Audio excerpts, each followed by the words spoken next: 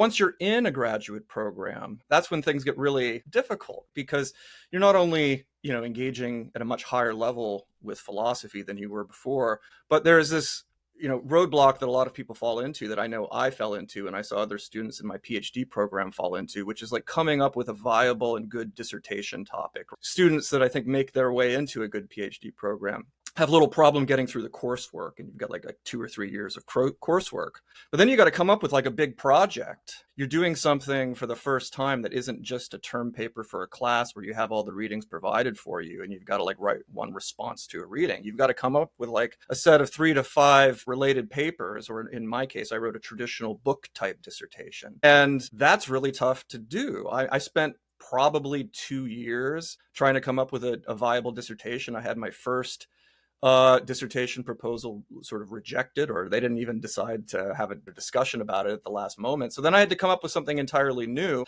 And then meanwhile, you're a young person and it can be incredibly frustrating. And so for me, I started spending a lot of time hanging with friends, playing video games and playing music. And then all of a sudden I found I wasn't spending much time doing philosophy and much time around the department. And I saw a number of other students do the same thing. They fell away out of just sort of discouragement. And I was lucky enough to finally get my act together at the last moment, come up luckily with a dissertation topic. But look, I barely made it by the skin of my teeth. Like there were many times that I thought I was never going to make it through and get the doctorate. I thought I was going to have spent the better part of a decade in a graduate program and be a dropout and have no career prospects because I didn't have a plan B.